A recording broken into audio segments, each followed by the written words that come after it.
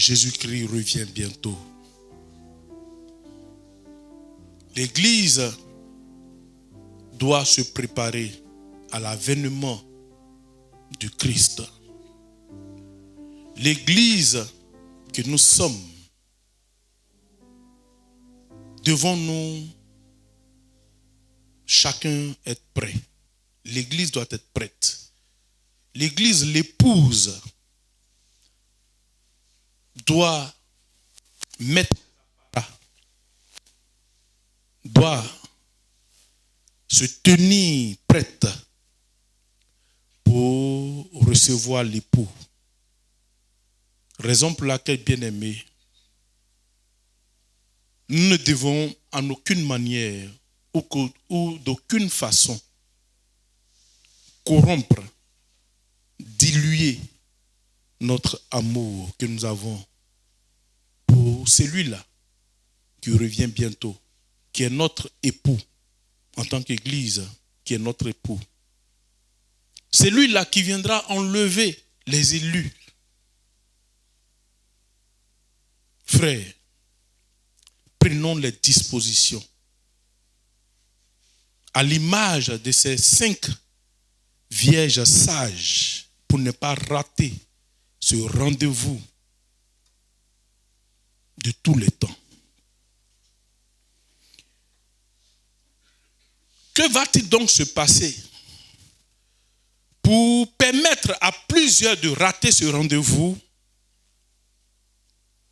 pour donner à plusieurs, pour ceux-là qui n'auront pas compris de rater ce rendez-vous, le diable et ses sbires ont mis tout en œuvre pour éloigner plusieurs de la présence glorieuse de notre Dieu, en vue de les distraire, comme les 5 vierges folles qui se sont éloignées lors de l'avènement de Christ, lors de l'avènement de l'époux. Bien-aimés, la Bible nous dit en Proverbe 10, 22 que c'est la bénédiction de l'Éternel qui enrichit. C'est la bénédiction de l'Éternel qui enrichit. Donc si la Bible dit c'est la bénédiction de l'Éternel qui enrichit, cela sous-entend qu'il y a d'autres bénédictions qui n'enrichissent pas. La Bible dit c'est la bénédiction de l'Éternel. Mais quand vous regardez la bénédiction, ne regardons pas la bénédiction de l'Éternel d'abord en matière de matériel, en matière de biens, en matière d'argent. Non. La bénédiction, c'est la parole que Dieu va relâcher sur ta vie qui va t'enrichir. La bénédiction, c'est la parole. Qu'est-ce que Dieu a déclaré sur ta vie? Donc, c'est ce que Dieu a déclaré sur ta vie qui va t'enrichir. Et la Bible dit, et il ne l'a fait suivre d'aucun chagrin.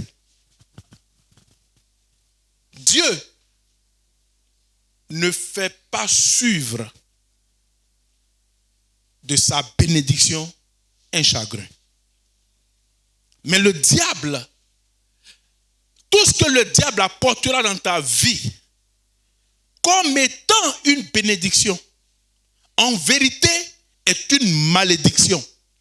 Parce que tout ce que le diable apportera dans ta vie se fera suivre d'un chagrin. Il y a toujours un chagrin dans ce que le diable te donne. Le diable va te procurer le plaisir. En vérité, la bénédiction, entre guillemets, du diable te procurera du plaisir et non de la joie. Du plaisir. Or, le plaisir prend tout de suite fin.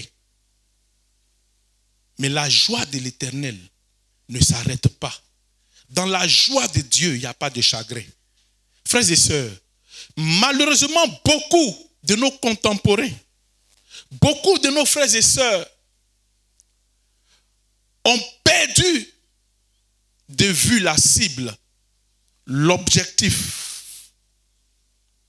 Raison pour laquelle notre thème dit ayant été possédés, plusieurs se sont égarés.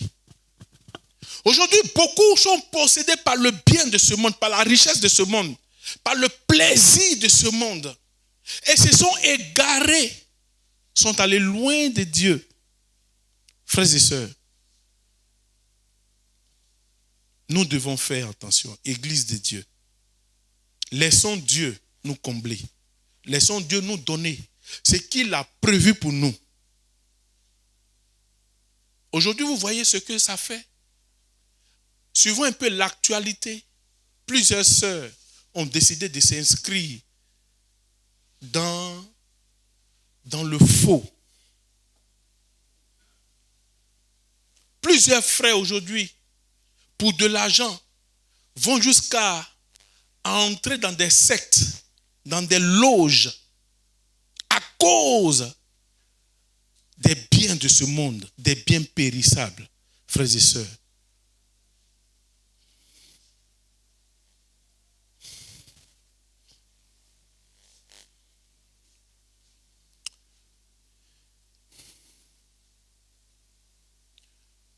Nous avons vu dimanche dernier que notre foi, jeudi dernier, que notre foi est aussi une richesse. Notre foi est une richesse. Pendant que nous sommes en train d'achever ce message, je vais t'inviter à prendre plus conscience, à t'asseoir et à regarder ta vie d'hier, d'aujourd'hui, en vue de te projeter dans les jours à venir. Hier, il y a des choses que tu as eues aujourd'hui qui ne te servent à rien. Il y a des sœurs ou des frères qui se sont battus pour s'offrir certaines choses. Mais ces choses aujourd'hui ne vous disent plus rien. Et vous recherchez encore bien d'autres choses. Et voilà comment est-ce que le diable travaille. Il vous appâte. Regardons aujourd'hui. Regardez combien de fois les fabricants de téléphones créent. Ça crée. Aujourd'hui, tel Mac sort. La version 1 sort. Après, c'est la version 2. Après, la version 3. La version 4. Et puis, à mesure, on améliore certaines choses. On commence avec une caméra. Demain, c'est 2 caméras avec une taille plus grande. Et puis, ça amène les gens à se débattre, à faire n'importe quoi pour obtenir rien qu'un portable. Combien sommes-nous qui arrivons à utiliser toutes les fonctions d'un portable? Combien sommes-nous? Parce que nous voulons juste avoir ce portable pour dire j'ai tel portable de telle dernière génération. C'est tout. En dehors des photos et des vidéos que nous pouvons faire, après ça, tout ce qu'il y a comme fonction, nous ne les utilisons pas. C'est pour paraître. Et pour ça, des sœurs se prostituent. Pour ça, des frères vont jusqu'à donner leur postérieur à des hommes.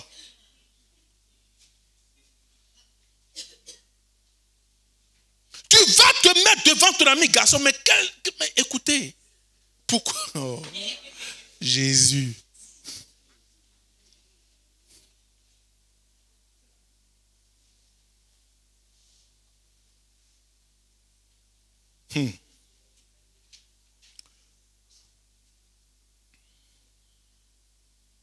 Frères et sœurs, retenons que ce qui a été à la mode sera démodé. Et le cycle de la vie continuera. Quand je regarde les photos de mon défunt père, dans sa jeunesse, c'était des pantalons avec des bas, je ne sais combien ça fait. Avec des habits cintrés près du corps. Mais c'est arrivé à un moment donné, les gens ont commencé à porter les ventilos. Mais ces choses-là sont revenues. Près du corps est revenu. Ce n'est pas quelque chose d'aujourd'hui. La vie est un cycle. Les choses vont et reviennent. La vie est cyclique. Et pour ça, regardez, dans le temps, il y avait des disques sur les platines. N'est-ce pas? Les 33 tours, les 45 tours. Après, ces choses ont laissé place aux cassettes. Mais plus tard, on a retrouvé les CD. Les CD sont revenus, mais cette fois, plus compacts. Les CD sont repartis. Aujourd'hui, ce sont des clés USB. Et vous verrez que plus tard, si Jésus-Christ ne revient pas encore, dans d'autres générations, ces mêmes CD-là reviendront sous une autre forme.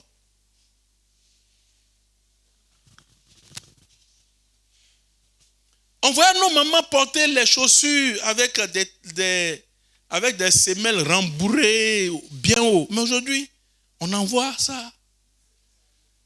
C'est revenu à la mode. Voilà. Maman m'aurait dit, on faisait la sentimentale. Mais aujourd'hui, le modèle sentimental est revenu. Frère. Donc je disais que ce qui a été à la mode, un jour sera démodé. Et le cycle de la vie continuera. Puis viendra un jour où les bruits et les vacarmes de ce monde sembleront lointains. La lumière disparaîtra. Ceux qui nous ont aimés et adulés ne pourront qu'être des spectateurs en émoi, mais impuissants devant l'appel de la grande faucheuse, qui n'épargne ni nourrissons, ni enfants, ni adolescents, ni jeunes, ni adultes, ni vieux. Aujourd'hui, les gens peuvent dire qu'ils t'aiment. Les gens pourront dire qu'ils sont prêts à mourir pour toi. C'est ce que certaines femmes peuvent dire à celui-là qui leur drague, dont elles sont follement amoureuses. Je peux mourir pour toi, sans toi, je ne suis rien. Mon cœur arrête de battre quand tu n'es pas là. Je ne peux dormir. Mes frères, lorsque tu seras inerte, le langage va changer. Après ton enterrement, après ton inhumation, les semaines qui vont suivre, on dira autre chose, la vie continue. Oui, la vie continue en effet. Le seul qui a dit que je t'aime et qui nous a prouvé son amour s'appelle Jésus-Christ.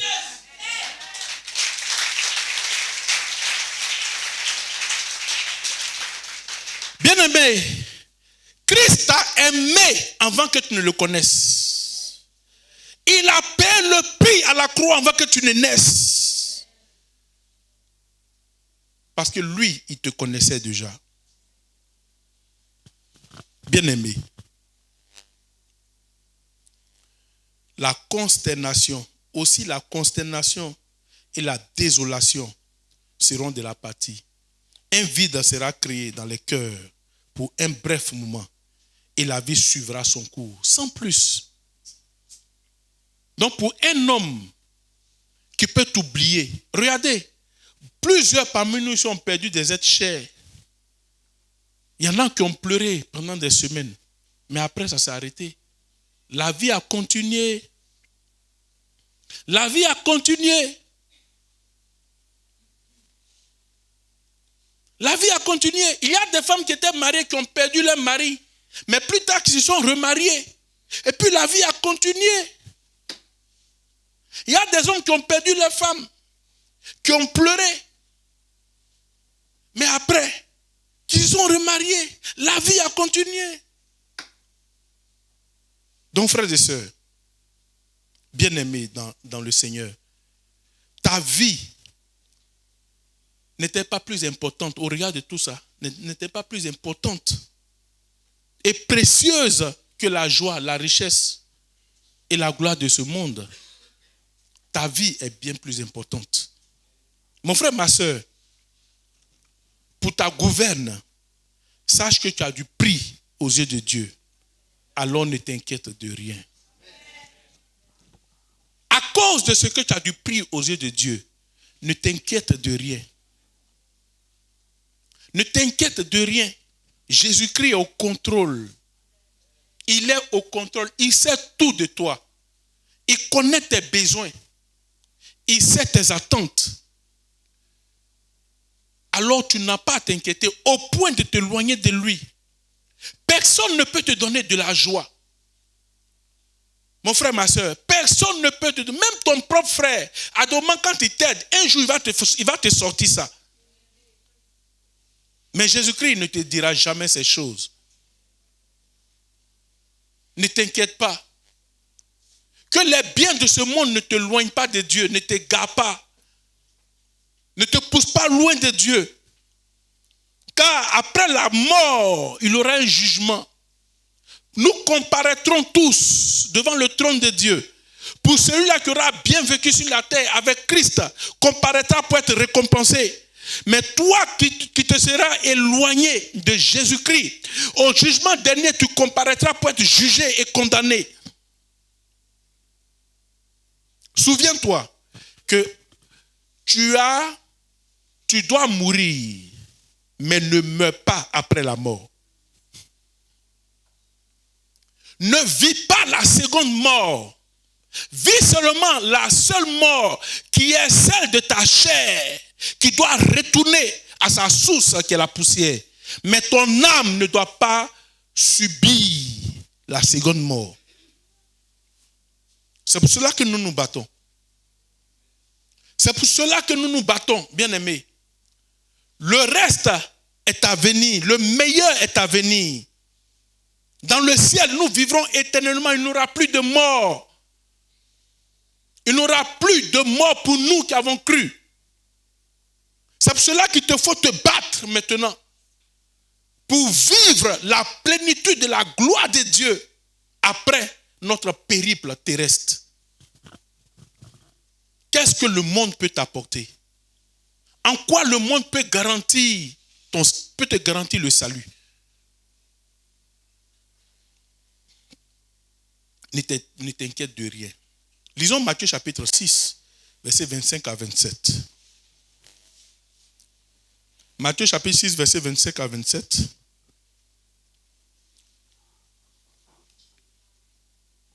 Matthieu chapitre 6, verset 25. C'est pourquoi je vous dis, ne vous inquiétez pas pour votre vie de ce que vous mangerez, ni pour votre corps, de quoi vous serez vêtus.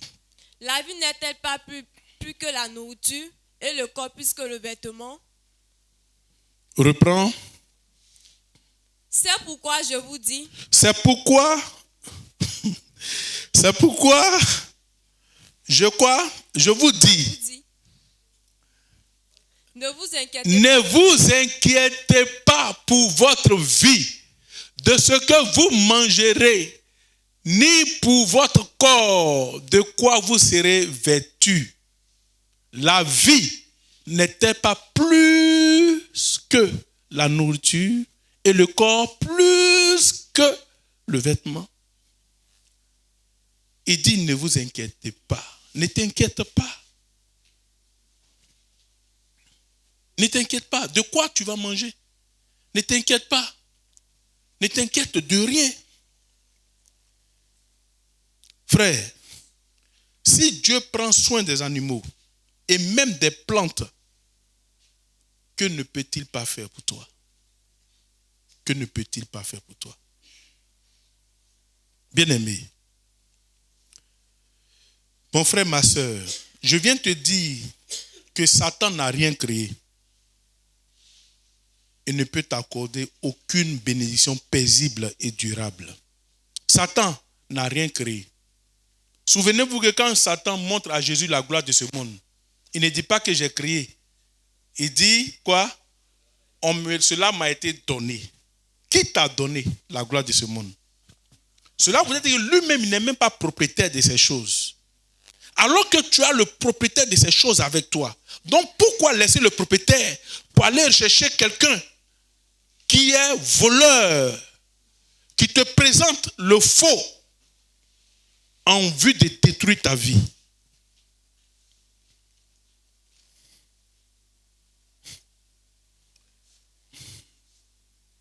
Mon frère, ma soeur, le temps est arrivé où chacun de nous devons prendre nos responsabilités devant l'histoire. Personne ne le fera à ta place. Dieu t'a fait la grâce d'aller à l'école. Tu sais lire. Profite. Lis. Prends ta parole, la parole de Dieu. Lis-la. Médite-la. Et comprends ce que Dieu te dit. Plusieurs parmi nous ici ont parcouru tous les bars de la ville. Je ne parle pas de la commune, de la ville. Même des villes environnantes, même à l'intérieur du pays. En quoi ça a changé vos vies?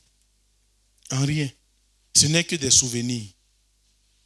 Vous avez eu que des souvenirs de votre gueule de bois.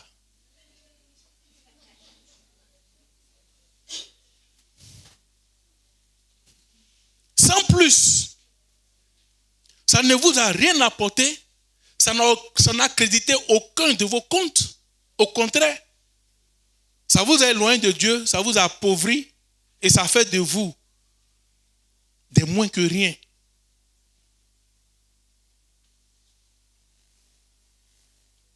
Frères et sœurs, il n'y a personne qui puisse mettre sa foi en Dieu et dire que Dieu n'a rien fait pour lui.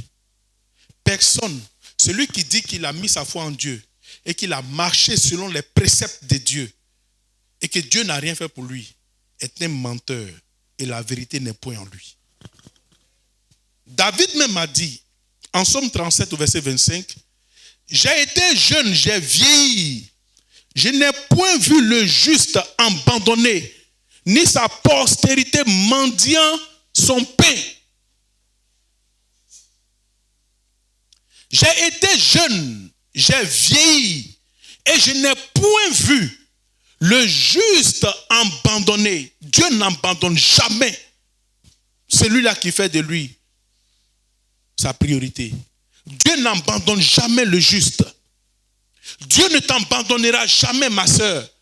Dieu ne t'abandonnera jamais, mon frère. Mais tous ceux qui vont te conduire loin de Dieu, lorsque tu seras malade, t'abandonneront. Le jour où tu auras besoin d'eux, ils te tourneront le dos. Parce qu'ils sauront, et quand ils sauront qu'ils n'ont plus rien à faire avec toi, ils t'abandonneront.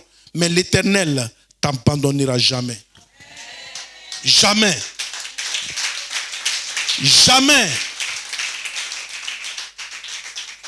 Jamais, frère. Regardons ce qui se passe avec cette histoire de porte-à-porte. Dites-moi, quel est cet arabe qui s'est levé un jour pour faire une vidéo pour dire que ce qui se dit est faux? Ils ont abandonné. Ils ont abandonné toutes les sœurs qui étaient dans le système. Et ils vont continuer de le faire.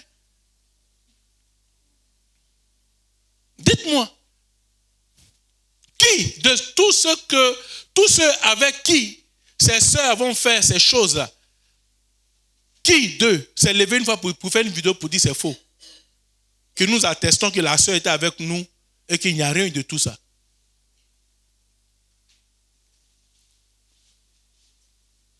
Regardons même dans nos pays. Quand un gouvernement passe et qu'un autre gouvernement vient, il y en a qui sont abandonnés. Ceux qui ont fait la pluie et le beau temps. Aujourd'hui, il y en a qui sont malades, qui n'ont même pas d'argent pour se prendre en charge. Et c'est ainsi. Et c'est comme ça le système. Ce n'est pas un système qui est lié seulement à un pays. C'est comme ça que le diable fonctionne. Mais Jésus-Christ, malgré nos péchés, malgré nos désobéissances, il nous a toujours aimés. Quand nous revenons à lui et que nous crions à lui, il nous répond. Il étend sa main et nous reprend.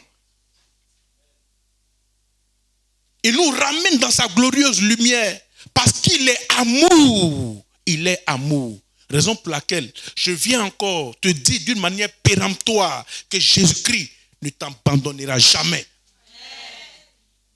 Jamais. Compte sur lui, ne compte pas sur un homme. Ne mets pas ta foi en un homme, quels que soient tes besoins. Quels que soient tes besoins. Mets d'abord ta foi en Dieu. Frère, il y a des hommes aujourd'hui qui peuvent bien vous aider, mais qui vont jusqu'à vous demander en contrepartie quelque chose. Si je t'aide, je reçois quoi en retour? Mais Jésus-Christ s'est donné à la croix sans rien attendre en retour de qui que ce soit.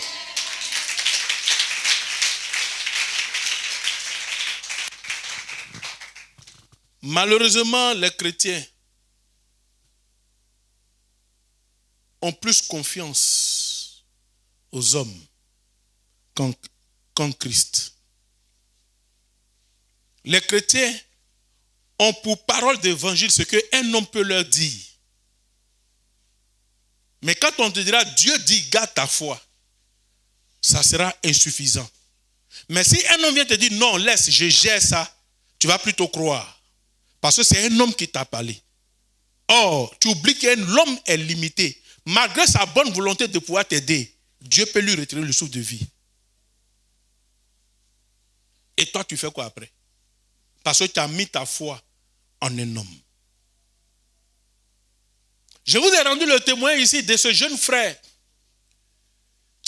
qui est tombé un jour dans ses balades sur l'un des hauts cadres de son pays. Un milliardaire que son papa avait pris en charge à l'époque. Un jeune homme que son papa a recueilli chez eux. Son papa a pris soin de lui. Son papa l'a scolarisé, son père l'a scolarisé. Et ce monsieur-là était un peu comme un grand frère pour eux.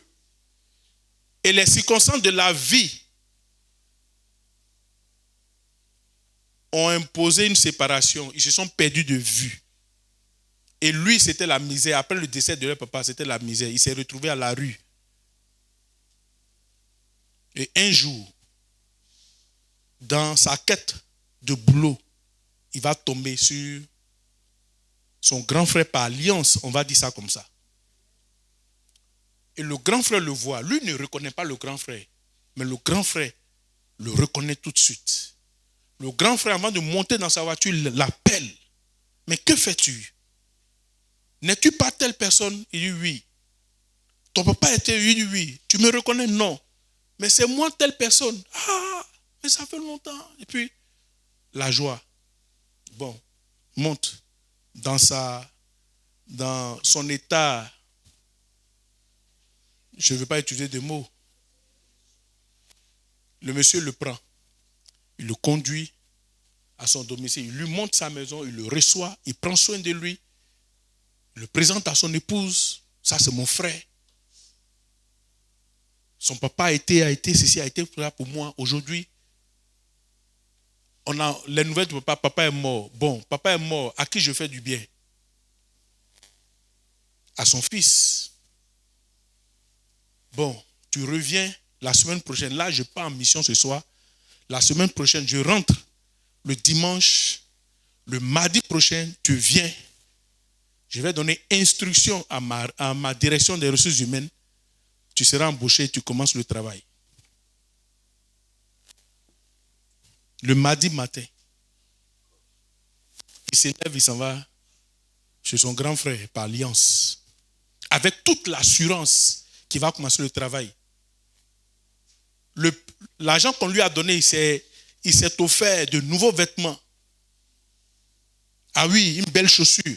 Parce que là, bien fourré, je ne vais pas commencer le travail. J'ai une assurance que mon frère m'a dit que, étant le PDG de la structure, je commence mon travail. Il avait la foi. Et c'est ce qu'il devait être. Et voilà que il entre dans la cité du frère. Il avance. Il prend la ruelle de la maison de son frère. Il entend des pleurs.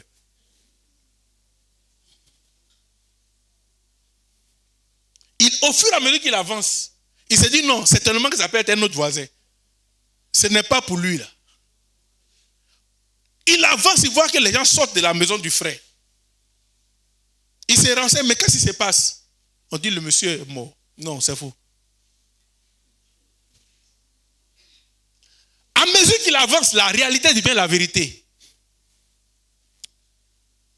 Et quand il arrive, il voit la femme du monsieur en pleurs. Ah, ma tante, qu'est-ce qui se passe? Ton frère est mort.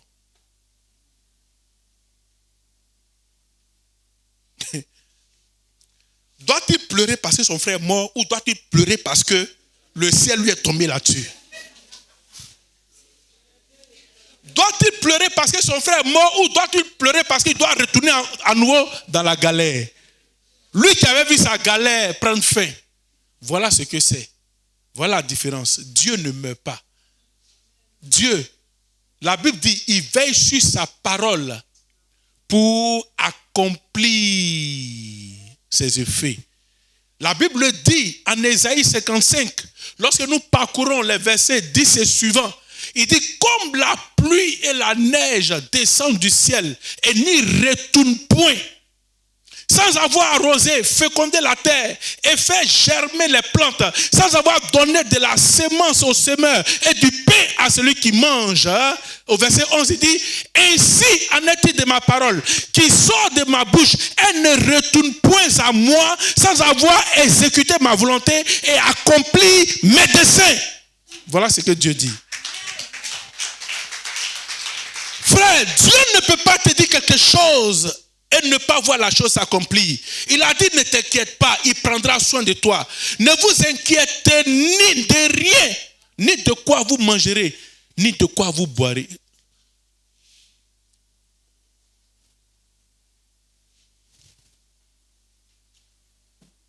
Tu as peur de quoi? Au point de te livrer aux hommes. Tu as peur de quoi?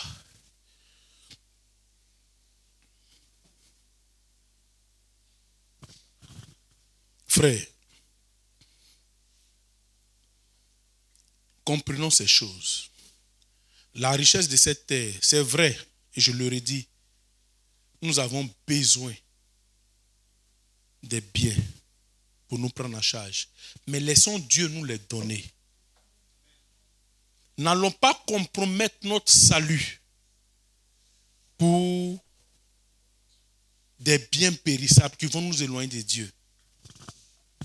Il ne s'agit pas de rouler dans une grosse voiture et dire que tu es heureux ou tu es heureuse. Il y en a qui ont de grosses voitures. Mais si Dieu pouvait ouvrir leur poitrine pour voir l'état de leur cœur, vous saurez que vous êtes mieux.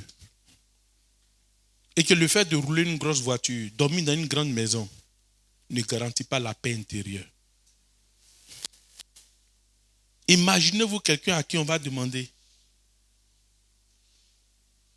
pratiquement toutes les nuits, entre minuit et 2 heures du matin, va te coucher sur une tombe.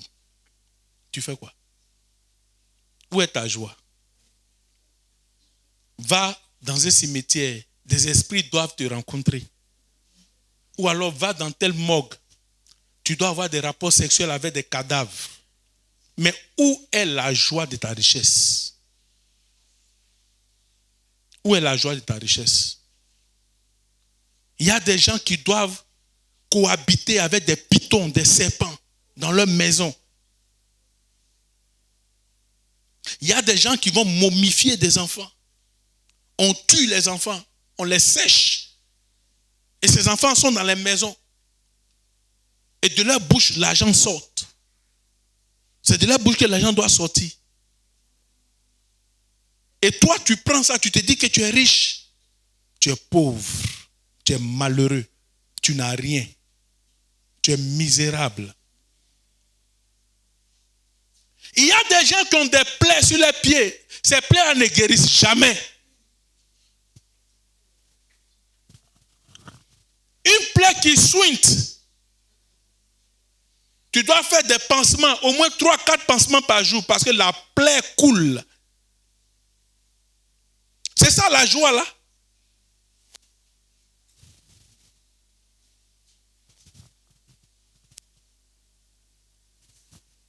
il faut aller faire toujours des sacrifices dans les forêts. Te retrouver seul, nu, quelque part. Toi, un père, une mère de famille. Il faut qu'on te sodomnise. On doit te sodomniser. Hein?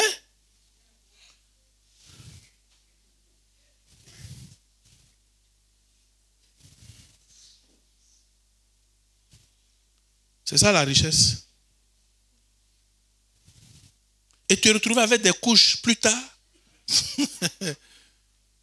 Tu dois porter des couches. Parce que la gaine de ton rectum ne tient plus.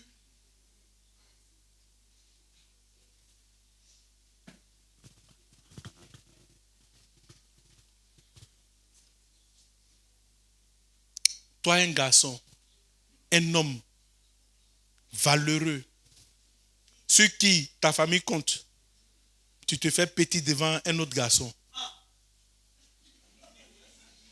Que de te faire petit devant Jésus-Christ. Tu préfères te faire petit. On te malmène. Et quand tu sors de là, tu es au volant d'une voiture, tu te fais passer pour celui-là qui est un homme heureux. Tu n'es pas heureux. De là où sort ton argent là, c'est pas là-bas que Dieu a prévu les choses.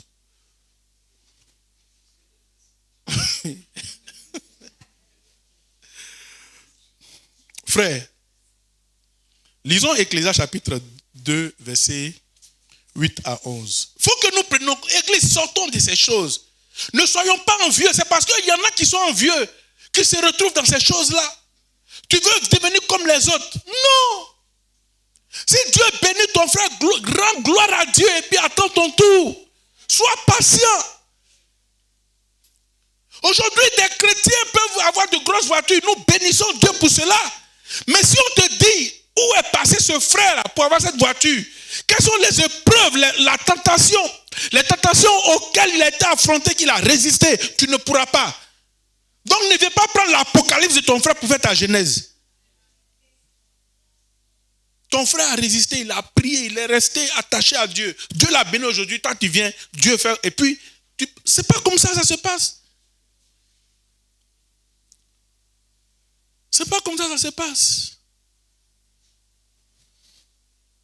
Ecclésiaste, je bénis Dieu pour la vie de cet homme, Salomon qui a écrit ce livre-là, parce que Dieu l'a enrichi, il a vécu la richesse qu'aucun homme n'a pu vivre.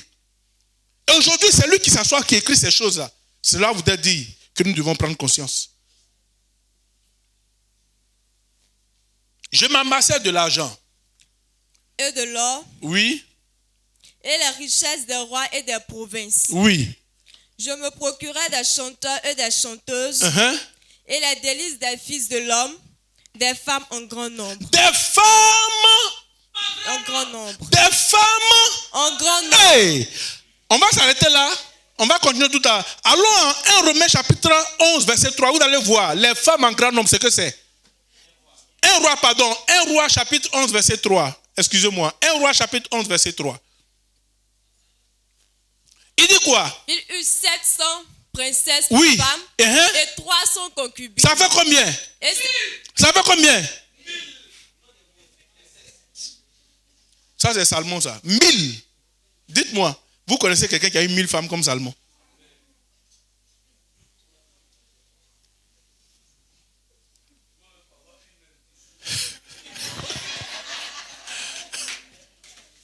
Frère, Salomon n'a pas eu de prostate.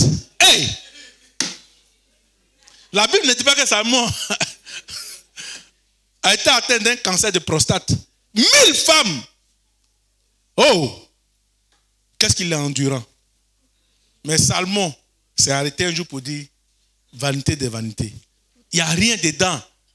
Ma soeur, toi qui gères 2, 3, 4, fais attention. Fais attention. Tu vas vieillir avant ton âge. Tu auras les rides. Parce que tu vas toujours vouloir faire. C'est que Dieu t'a donné une endurance. Mais il faut que tu ailles au-delà. Tu vas mourir avant ton âge.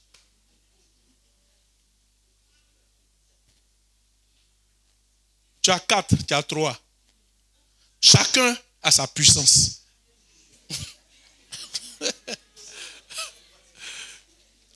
Chaque moteur a ses chevaux. Frère, il y en a qui ont 800 chevaux en eux.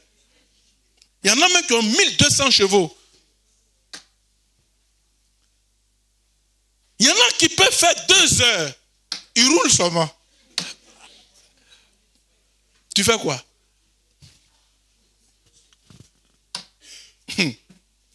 Alors, la Bible dit, il eut 700 princesses pour femmes et 300 concubines. Et les femmes détournaient son cœur, loin de Dieu. Alors, on revient à notre texte de Ecclésiaste chapitre 8. Nous étions au verset 9. Je devais grand plus que tous ceux qui étaient avec moi dans Jérusalem. Tous ceux qui étaient avant moi dans Jérusalem. Et même ma sagesse demeura avec moi. Oui. Tout ce que mes yeux avaient désiré, je ne les ai point privés. Tout ce que ses yeux voyaient, qu'il voulait, Salomon se les offrait. Il n'a point privé ce que ses yeux désiraient. Il avait les moyens. Mais c'est Salomon qui a écrit vanité des vanités. Précarité des précarités. Poursuivons. Je n'ai refusé à mon cœur aucune joie, car mon cœur prenait plaisir à tout mon travail, et c'est la part qui m'en est revenue.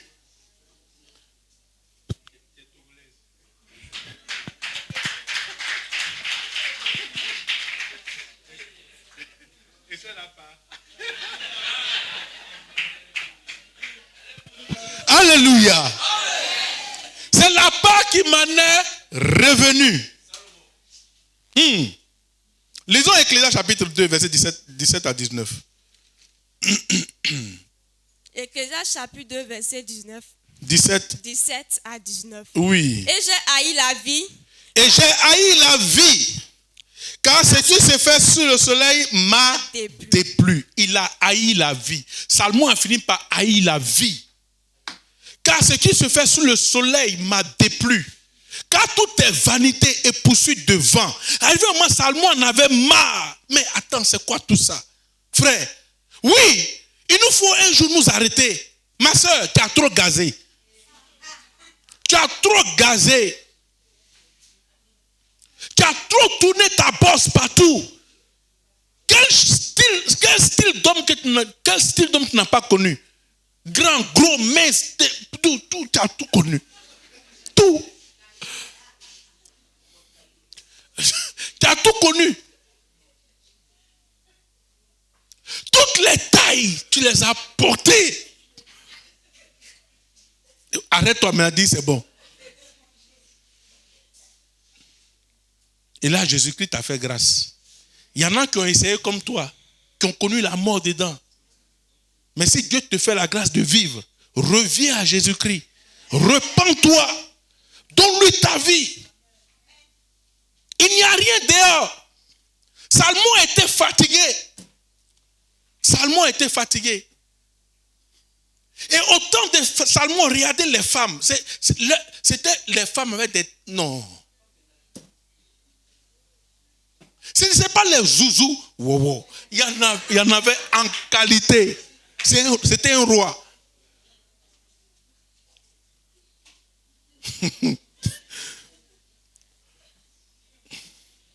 Ecclésiaste chapitre 2, verset 24 à 26. Il n'y a de bonheur pour l'homme qu'à manger et à boire. Il n'y a de bonheur pour l'homme qu'à manger et à boire, et à faire jouir son âme du bien-être au milieu de son travail. Mais j'ai vu que cela aussi vient de la main de Dieu. Vous voyez? Il n'y a de bonheur pour l'homme qu'à manger et à boire. Si tu as mangé et à boire, Contente-toi de ça. Laisse Dieu te faire progresser à son rythme. Ne viens pas dépasser Dieu, ne va pas chercher là où Dieu t'a pas encore positionné. Sinon tu tombes. Il n'y a de bonheur pour l'homme qu'à manger et à boire et à faire jouir son âme du bien-être au milieu de son travail. Mais j'ai vu que cela aussi vient de la main de Dieu. Continuons. Qui, en effet, peut manger et jouir si ce n'est moi? Car il donne à l'homme qui lui est agréable la sagesse, la science et la joie. Mais il donne au pécheur le soin de recueillir et d'amasser afin de donner à celui qui est agréable à Dieu. Ah, vous comprenez ça? Vous comprenez ça? Vous avez compris? Bien-aimé, en vérité, si tu es de Dieu, souvenons-nous que Somme, ça verset a dit, il en donne à ses bien-aimés pendant quoi? Leur sommeil. Leur sommeil. Quand tu as la crainte de Dieu, les autres iront travailler et viendront te donner. Bien-aimé, je suis en train de te dire quelque chose. Attends le temps de Dieu. Laisse les gens acheter de grosses maisons. Laisse les gens acheter de grosses voitures. Mais quand Dieu va envoyer les problèmes dans les mains, dans leur vie, ils viendront te vendre les voitures à vil prix. Ils viendront te les donner cadeau. La maison qu'ils ont achetée à 100 millions, ils viendront te les vendre. Oui, ils viendront te vendre cette maison à 10 millions. Parce que l'Éternel en a décidé ainsi.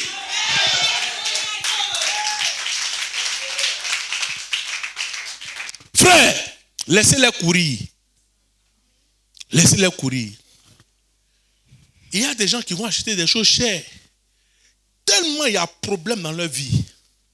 Ils viennent, attends, normal, ça là, il a acheté ça dans tel pays, à tel montant. Mais vu la situation, je vais te vendre à temps. Quand tu dis non, je n'aime pas, bon, tu as combien? Propose-moi quelque chose. Tout ce que tu as, je prends.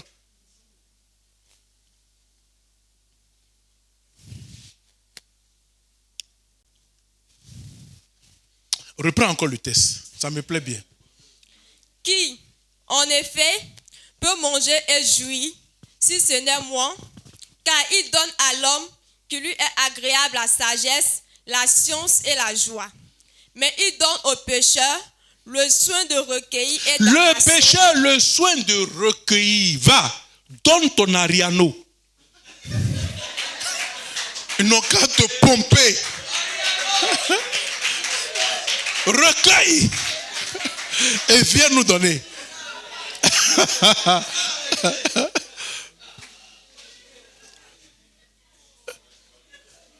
Va souffrir. Autrement dit, va souffrir pour ceux qui craignent l'Éternel. Tu souffres. Et puis nous, on est là, on prie. Pendant qu'on prie, Dieu envoie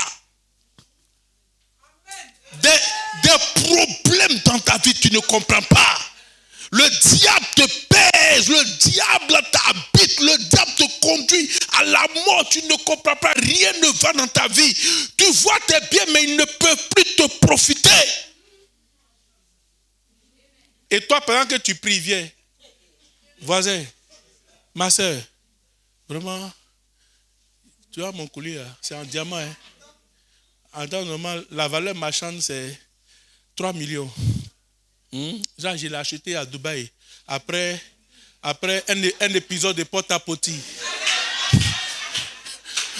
Mais là, ça va plus. Ça va plus. Je ne sais même pas comment régler mes factures et mon loyer. Voisine, ma soeur, vous voir combien tu peux prendre. Ah, m'a dit vraiment, tout ce que j'ai sur c'est 50 000. C'est bon, il faut prendre. Tu es ma soeur, c'est pas grave, prends.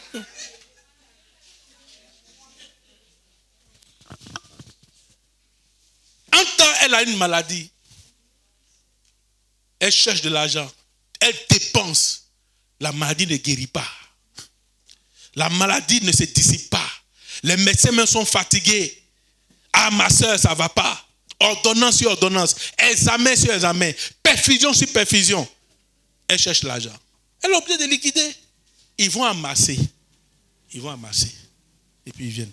Toi, tu vas acheter avec le peu que Dieu t'a donné. Il en donne à ses bien-aimés pendant leur sommeil. Achevons. Afin de donner à celui qui est agréable à Dieu. C'est encore là une vanité et la poursuite du vent. Frères et sœurs, je vais vous dire quelque chose, et ça sera le 2 derniers versets que nous allons lire. Je vais vous garantir que Dieu n'est pas un menteur. Quand on devient chrétien, cela ne veut pas dire qu'on a tout perdu. Les gens pensent que quand on devient chrétien, cela voudrait dire que non. Quand on devient chrétien, pour voir Dieu, il faut que tu te mettes dans la pensée de Dieu. Il faut que tu te mettes au restreint, tel que Dieu veut. Pour devenir chrétien, c'est un sacrifice. Ah oui. On doit se priver de beaucoup de choses. Il y a des choses dans lesquelles on ne doit plus entrer. On ne doit plus nous retrouver dans cette... Il est vrai que chacun de nous a un passé. Mais ton passé doit rester le passé. Parce que désormais, la Bible dit, tu es une nouvelle créature. Les choses anciennes sont passées. Toutes choses sont devenues nouvelles. Amen. Dès lors, tu rentres dans une logique, dans une dynamique. Rien ne doit te ramener en arrière. On va lire les 2 derniers textes, on va finir rapidement. Matthieu chapitre 10, verset 17 à 23. Mettez-vous en garde. Non, Matthieu chapitre 10, verset 17 à 23. Verset 17 à 23. Matthieu chapitre... C'est ça, hein? Oui. Mettez-vous en garde contre les hommes. Non, attendez. Apparemment, j'ai mal pris le test. Combien c'est Marc chapitre 10. Marc chapitre 10, verset 17 à 3. Marc chapitre 10, verset 17 à 3. Voilà, c'est Marc, pas Matthieu. Comme Jésus se mettait en chemin, un homme accourut et se jetant à genoux devant lui. Attends, je lis rapidement. Comme Jésus se mettait en chemin, un homme accourut et se jeta en genoux devant lui. Bon maître, lui demanda-t-il, que dois-je faire pour hériter la vie éternelle? Que dois-je faire pour hériter la vie éternelle? Regardez bien, comme Jésus se mettant en chemin, un homme accourut. Dans d'autres versions, c'est mis un jeune homme riche. Un jeune homme riche accourut, se jetant en genoux devant lui. Bon maître, lui demanda-t-il, que dois-je faire pour hériter la vie éternelle? Verset 18, Jésus lui dit, pourquoi m'appelles-tu bon maître? Il n'y a de bon que Dieu seul. Tu connais le commandement, tu ne commettras point d'adultère, tu ne tueras point. Voilà ce que Dieu nous demande.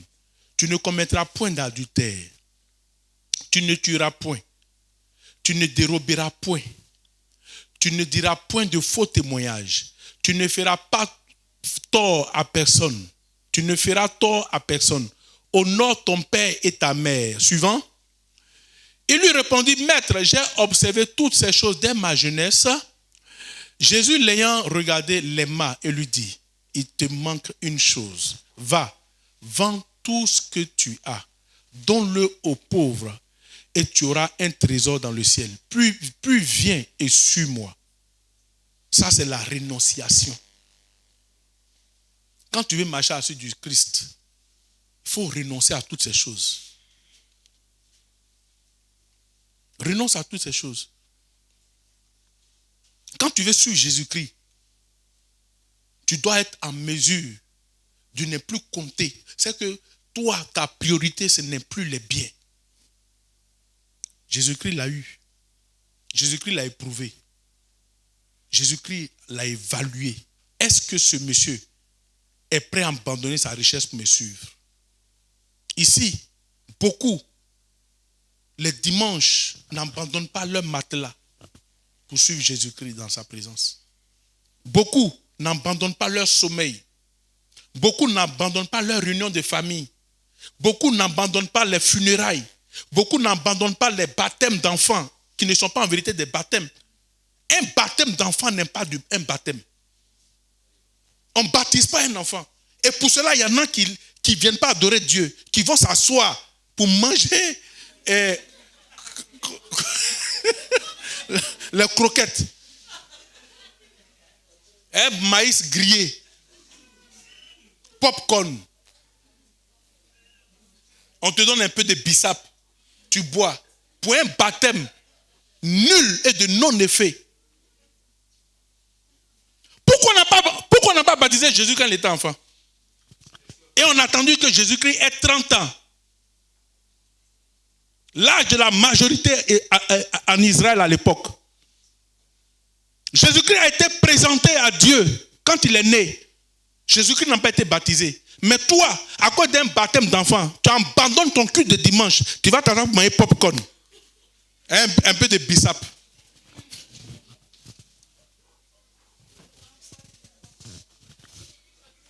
Je peux appuyer. Tu te reconnais? C'est la période des baptêmes. Dimanche, il y en a encore, tu as parti. Je viens te dire encore une fois, on ne baptise pas les enfants. Un enfant, le baptême là, c'est l'expression de sa volonté d'appartenir à Christ. Un enfant ne peut pas décider d'appartenir à Christ. Il ne sait même pas qui est Christ. C'est ça le baptême. Le baptême, c'est mourir, accepter de mourir, tuer son ancienne nature et naître de nouveau. C'est ça le baptême. C'est pour cela qu'il te faut te plonger dans l'eau pour que tu meurs. Jésus-Christ, la Bible dit qu'il y a un seul baptême, il n'y a pas deux baptêmes. Hein? Éphésiens 4, à partir du verset 6, on lit ça. Il y a un seul baptême. Toi qui en cette période de baptême, cours les dimanches, au lieu de venir adorer Dieu, tu vas t'asseoir. Un enfant même qu'on baptise, il ne sait même pas de quoi il s'agit.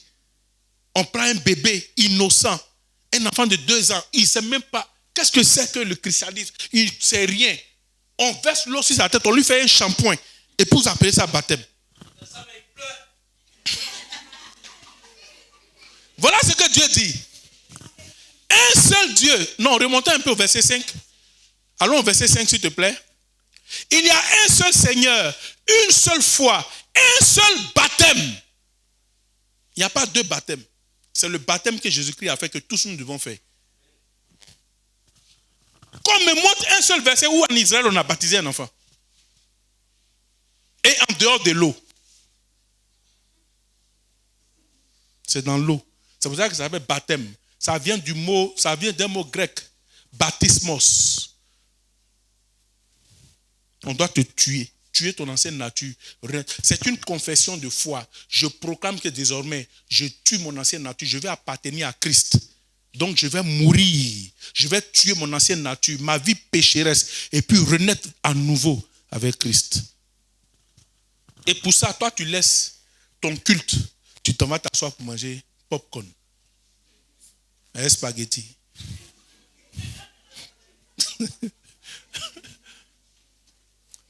Excusez-moi, je ne m'attaque à aucune religion. Je suis tenu de te dire la vérité.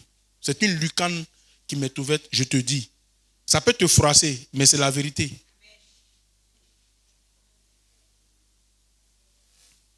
Et Jésus-Christ va demander aux jeunes, vends tout. C'est ça. Il faut renoncer à ce qui peut nous maintenir loin de Dieu.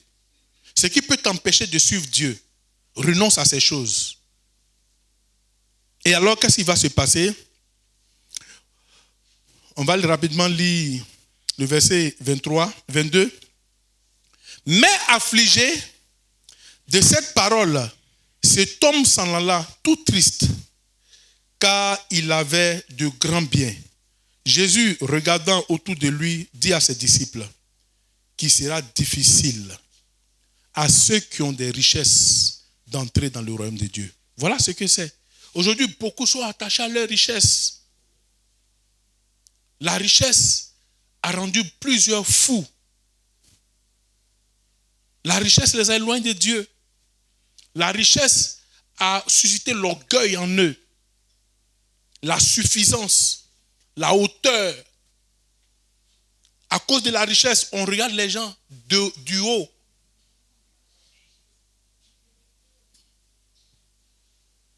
Et Pierre va demander à Jésus-Christ. Là, on est maintenant en Marc, le chapitre 10, à partir du verset 28. Pierre va poser la question à Jésus-Christ. Quand Jésus-Christ a dit ces choses, Pierre va dire à Jésus-Christ.